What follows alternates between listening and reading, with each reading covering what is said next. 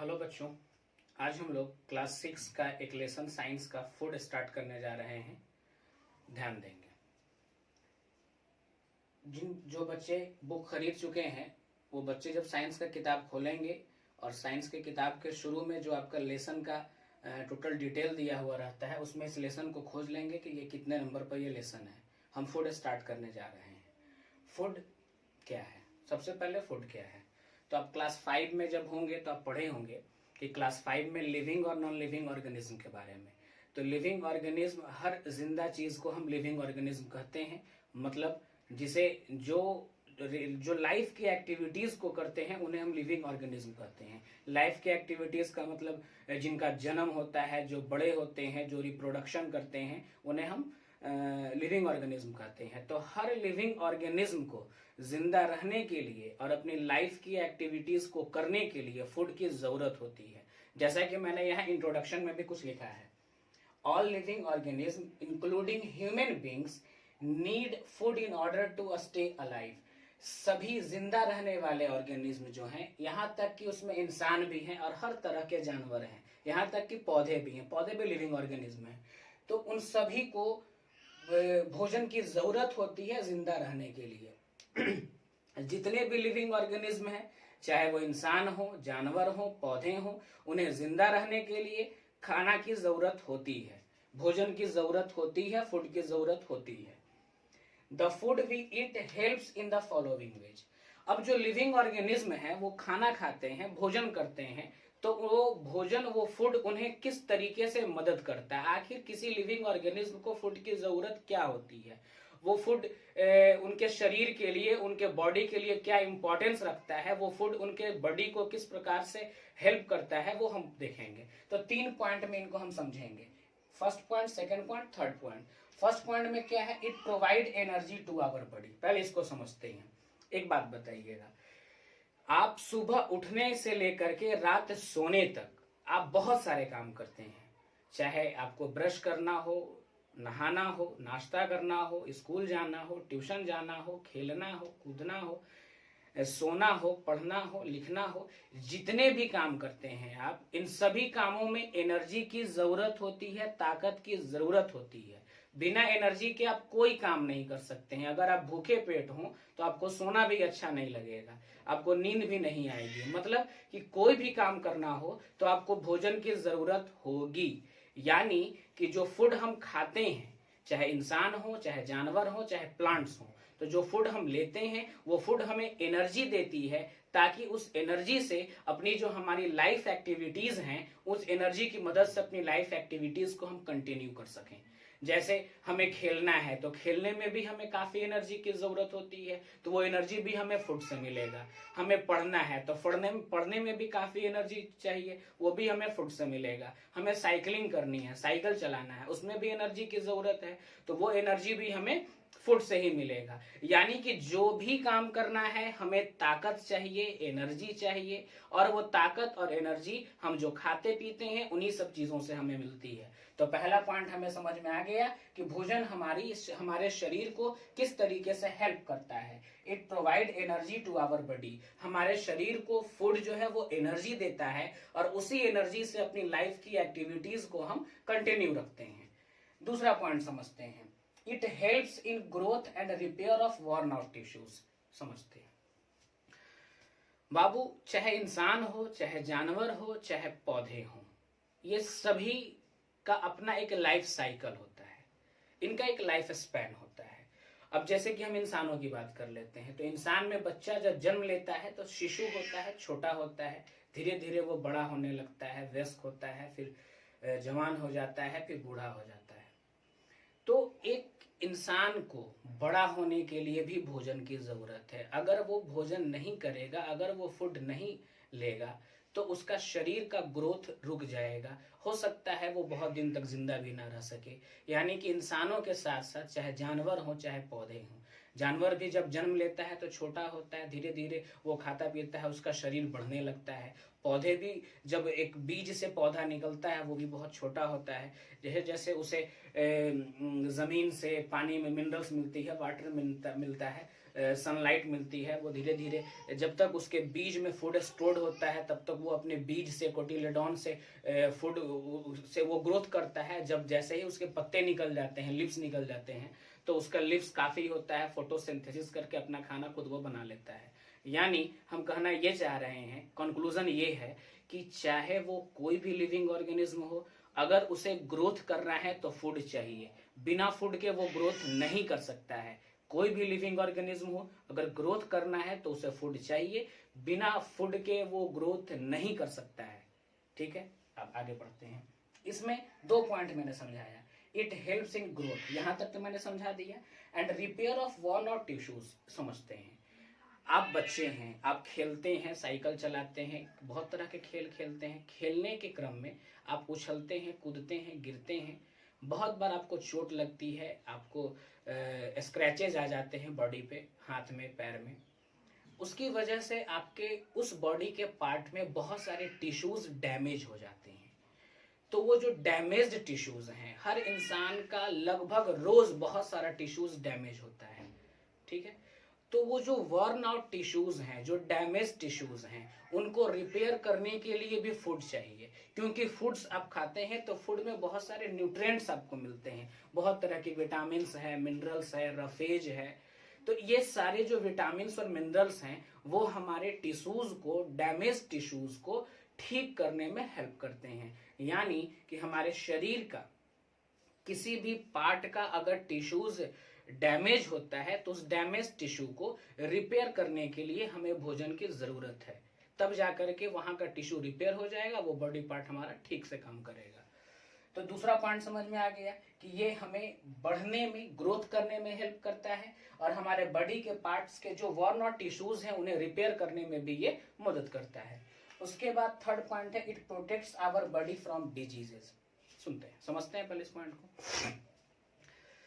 हमारे शरीर में अभी कोरोना चला हुआ है, आप जान रहे हैं, तो आप बहुत बार सुने होंगे, न्यूज में पढ़े होंगे कि कोरोना में जिस इंसान का बॉडी का इम्यून सिस्टम, रोग प्रतिरोधक क्षमता काफी मजबूत है, उसे यह कोरोना ज्यादा नुकसान नहीं पहुंचा सकता है। तो रोग प्रतिरोधक क्षमता, जो आपके बॉडी का इम्यून सिस्टम है, वो इम्यून सिस्टम तभी आपका मजबूत होगा जब आप बढ़िया डाइट लेते हैं, जब आपका भोजन, जब आपका फूड एक बैलेंस डाइट होता है। बैलेंस डाइट हम लोग आगे पढ़ेंगे कि एक ऐसा भोजन जिसमें सभी तरह के पोषक तत्व कांस्टेंट प्रोपोर्शन में, सही प्रोपोर्शन में जो हमारे बॉडी को जरूरत है वो मौजूद है, तो उस फूड को हम बैलेंस डाइट कहते हैं। यानी कि तीसरा पॉइंट जो हम समझ रहे हैं कि अगर हम भोजन लेते हैं तो उस भोजन से मिलने वाले जो हमें न्यूट्रिएंट्स हैं, जो पोषक तत्व हैं, वो पोषक तत्व हमें बहुत सारी बीमारियों से बचा सकते हैं। जैसे छोटा सा एग्जांपल समझाते हैं।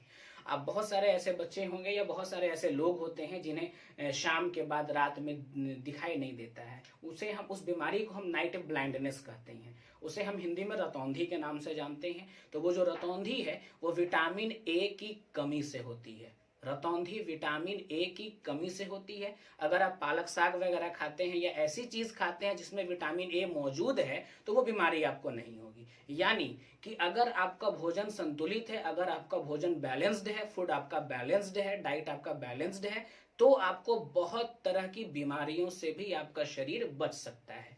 यानी कि भोजन हमारे लिए कितना जरूरी है, इन 3 पॉइंट से मैंने आपको समझाया। पहला पॉइंट था कि भोजन हम लोगों को एनर्जी देती है, ताकत देती है, ताकि शरीर हमारा मजबूत हो सके, ताकि शरीर जो हमारी लाइफ की रेगुलर एक्टिविटीज हैं उन ताकत की मदद से, उस एनर्जी की मदद से हम कंटिन्यू रख सकें।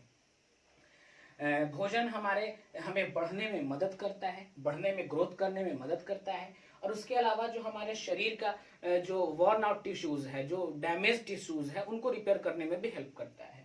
और थर्ड मैंने समझाया कि ये हमारे शरीर को, हमारे बॉडी को बहुत तरह की बीमारियों से बचाता है। आगे हम लोग बीमारियों के बारे में पढ़ेंगे, बहुत सारी बीमारियां होती है, communicable, non communicable, deficiency disease वगैरह, वो हम लोग डिटेल में पढ़ेंगे आगे। अब आगे मैं फूड का डेफिनेशन समझा रहा हूँ। यहाँ पर लिखा हुआ है, food is a substance which we taken, digested and absorbed, provides material for activity, growth, repair of tissues, reproduction and regular activities। समझिएगा, भोजन एक ऐसा सब्सटेंस है जिसे हम लेते हैं तो वो पचता है, और पचने के बाद उसमें से कुछ मिनरल्स जो हैं, जो न्यूट्रिएंट्स हैं, वो एब्जॉर्ब कर लेता है हमारा बॉडी।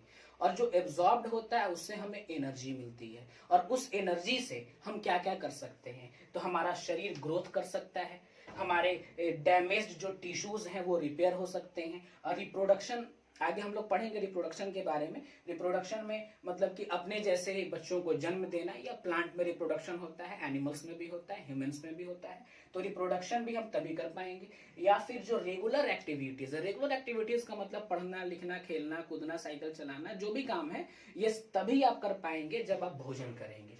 यानी भोजन हमारे लिए कितना जरूरी है इस स्लाइड में मैंने आपको समझाया है। ठीक है, ये एक स्लाइड आपका कंप्लीट हो गया। सेकंड स्लाइड के लिए मैं बोर्ड प्रिपेयर कर रहा हूं। अब हम क्लास 6 के फूड लेसन को पढ़ रहे हैं, उसके दूसरे स्लाइड को लेकर के आए हैं। दूसरे स्लाइड में क्या क्या पढ़ना है वो समझा रहे हैं। सबसे पहले हम लोग फूड वेराइटी के बारे में पढ़ेंगे। जैसा कि आप जानते हैं बहुत सारे बच्चे बहुत जगह बहुत अदर स्टेट घूमने गए होंगे, तो अलग अलग जगहों पर खाने की वेराइटीज अलग अलग होती है। कहीं पर हर जगह का अपना अपना खाने की कुछ स्पेशलिटी होती है। तो फूड वेराइटीज मैंने उसी चीज पर बता रहा हूँ। जैसे कि सबसे पहला फूड वेराइटी है साउथ इंडियन फूड, वैसा खाना वैसा भोजन जो दक्षिण भारत में खाया जाता है। दक्षिण भारत जो केरला वगैरह है ना, वो सब स्टेट साउथ इंडियन कहलाता है, केरला कर्नाटका बेंगलोर।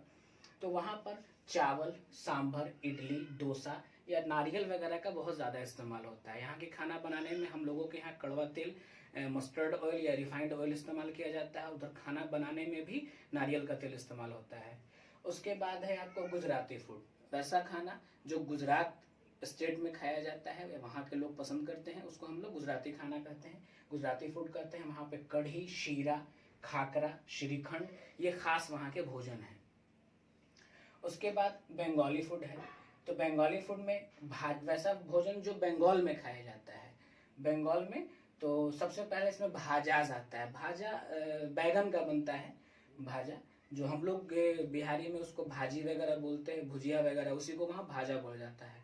उसके बाद फिश करी वहाँ का सबसे फेवरेट फूड है, बंगालियों का सबसे पसंदीदा खाना मछली है। उसके बाद मिष्टी मीठा दही वगैरह होता है, रसगुल्ला वगैरह होता है। उसके बाद पंजाबी फूड में दाल बाटी है, चूरमा है, बाजरी है, ज्वार है और खिचड़ी है। उसके बाद पंजाबी फूड हो गया। अब हम लोग बात करने जा रहे हैं कुछ ऐसी चीज़ों के बारे में, जैसे कि सबसे मैंने यहाँ कुछ पॉइंट लिखा है। ऑटोट्रॉफ्स, ऑटोट्रॉफ्स किसे कहा जाता है, तो ऑटोट्रॉफ्स उन वैसी ऑर्गेनिज्म को हम ऑटोट्रॉफ कहेंगे जो अपना भोजन खुद बनाते हैं। जैसे कि इंसान अपना भोजन खुद बनाते नहीं है, हम लोग खाना पकाते हैं, हम लोग प्रोड्यूस नहीं करते हैं, हम लोग कुक करते हैं। कुक करना और प्रोड्यूस करना दोनों अलग अलग चीजें हैं। तो पौधे अपना भोजन खुद प्रोड्यूस करते हैं, वो अपने भोजन के लिए किसी पर निर्भर नहीं है। लेकिन हम लोग अपने भोजन के लिए पौधों या जानवरों पर निर्भर हैं। पौधा हमें चावल गेहूं दाल देगा, तब जा करके हम भोजन बनाएंगे पकाएंगे। तो पकाना और भोजन मतलब कुक करना और प्रोड्यूस करना दोनों अलग अलग चीजें हैं। अब जैसे कि यहाँ ऑटोट्रॉफ, तो वैसे ऑर्गेनिज्म जो अपना भोजन खुद पकाते हैं उन्हें हम ऑटोट्रॉफ कहते हैं। जैसे कि सभी पौधे जो है वो अपना भोजन खुद बनाते हैं फोटोसिंथेसिस प्रोसेस के तहत। उसमें क्या होता है कि सूरज से वो लोग सनलाइट लेते हैं, उसके बाद जमीन से वो वाटर और मिनरल्स लेते हैं, इन्वायरमेंट से वो कार्बन डाइऑक्साइड लेते हैं, और इस तरीके से फोटोसिंथेसिस के तहत वो ग्लूकोज बना लेते हैं। और जो ग्लूकोज बनाते हैं उसमें से ज़्यादातर ग्लूकोज वो खुद अपने खाने में इस्तेमाल करते हैं, और जो एक्स्ट्रा ग्लूकोज होता है वो फ्रूट्स के रूप में पौधों में जमा होने लगता है, और जिसे इंसान उस फ्रूट्स को ही हम लोग तोड़ करके खाते हैं। वो पौधों के द्वारा बनाया गया एक्स्ट्रा खाना है, जो पौधा ने खुद इस्तेमाल नहीं किया उसी को इंसान इस्तेमाल कर रहे हैं, उन्हें हम ऑटोट्रॉफ कहते हैं। इसीलिए पौधों को हम प्रोड्यूसर्स भी कहते हैं। पौधे प्रोड्यूसर्स हैं, इंसान और जानवर प्रोड्यूसर्स नहीं है, क्योंकि हम अपना खाना प्रोड्यूस नहीं करते, हम अपना खाना कुक करते हैं। कुक करते हैं क्योंकि खाना को बेहतर स्वादिष्ट बनाने के लिए, एडेबल बनाने के लिए, डाइजेस्टेबल बनाने के लिए, आसानी से पच जाए, इसलिए हम लोग भोजन को ज्यादा बेहतर करने के लिए हम लोग कुक करते हैं, प्रोड्यूस नहीं करते हैं। तो प्लांट्स को हम प्रोड्यूसर्स भी कहते हैं। उसके बाद हेट्रोट्रॉफ्स है, तो वैसे ऑर्गेनिज्म जो अपने भोजन के लिए पौधों और जानवरों पर निर्भर करते हैं। हम अपने भोजन के लिए पौधों पर भी निर्भर करते हैं और उसके साथ साथ हम लोग जानवरों पर भी निर्भर करते हैं। जैसे मान लेते हैं कि जो शाकाहारी लोग हैं, तो वो तो पौधों पर निर्भर करते हैं। लेकिन जो मांसाहारी लोग हैं उनको भी चावल चाहिए, तो चावल गेहूं चाहिए, तो वो पौधों पर भी निर्भर हो गए। मछली खाना है, चिकन खाना है, मटन खाना है, तो उसके लिए आप जानवर पर निर्भर करेंगे। यानी कि हेट्रोट्रॉफ वैसे ऑर्गेनिज्म हैं जो अपने भोजन के लिए पौधों के साथ साथ जानवरों पर भी निर्भर करते हैं, इसीलिए इन्हें हेट्रोट्रॉफ कहा जाता है। जितने भी इंसान या जानवर हैं, इंसान हर तरह के हैं, कुछ शाकाहारी हैं, कुछ मांसाहारी हैं, कुछ सर्वाहारी हैं, तो जो भी हैं वो अपने भोजन के लिए पौधों पर पूरी तरह से निर्भर हैं, जानवरों पर आंशिक तरह से, पार्शियली रूप से। इसीलिए हेट्रोट्रॉफ या जो इंसान और जो जानवर हैं उन्हें हम कंज्यूमर्स कहते हैं। कंज्यूमर्स का मतलब कि वो सिर्फ कंज्यूम करते हैं। कंज्यूम का मतलब सिर्फ उपभोग करते हैं, उपयोग करते हैं, उपभोग करते हैं, वो सिर्फ इस्तेमाल करते हैं, वो प्रोड्यूस नहीं करते हैं, वो प्रोडक्शन नहीं करते हैं, वो सिर्फ कंज्यूम करते हैं। इसीलिए इन्हें हम कंज्यूमर्स कहते हैं। तो चाहे जितने भी इंसान हों, चाहे जितने भी तरह के जानवर हों, वो अपने भोजन के लिए सिर्फ और सिर्फ पौधों या दूसरे जानवरों पर निर्भर करते हैं। तो मैंने आज क्लास 6 में फूड्स के बारे में 2 स्लाइड्स मैंने पढ़ाया है। इनको आप बेहतर तरीके से वीडियो को पॉज करके इसको नोट्स बनाते चलेंगे। स्कूल जब खुलेगी, विद्यालय जब खुलेगी, तो हम लोग इसको फिर दोबारा पढ़ेंगे और नोट्स आपके पास बना रहेगा, तो स्कूल में दोबारा पढ़ाने में वक्त ज़्यादा नहीं लगेगा। क्योंकि कब तक स्कूल बंद होगा ये अभी हम लोगों को मालूम है नहीं, वो सब सरकार पर निर्भर है। सरकार जब स्कूल खोलेगी तो खुलेगी, उसके बाद जब हम लोग दोबारा स्कूल जब शुरू करेंगे तो वहां पर जब आपका नोट्स तैयार होगा तो वहां पर मैं बोर्ड पर सिर्फ आसानी से समझाता चलूंगा। नोट्स आपके पास ऑलरेडी मेंशन्ड होंगे, तो आपको बोर्ड से वहां नोट करने में जो समय लगेगा उस समय में हम लोग कुछ और आगे पढ़ेंगे। इसीलिए नोट्स अभी सब बनाते चलेंगे, सभी बच्चे नोट्स बनाते चलेंगे। मैं व्हाट्सएप में सबका जब एक लेस कंप्लीट हो जाएगा लेसन, तो व्हाट्सएप पर मैं सबका नोट्स मंगवाऊंगा सबके नाम के साथ। ओके, चलिए फिर आज यहीं तक, दैट्स ऑल।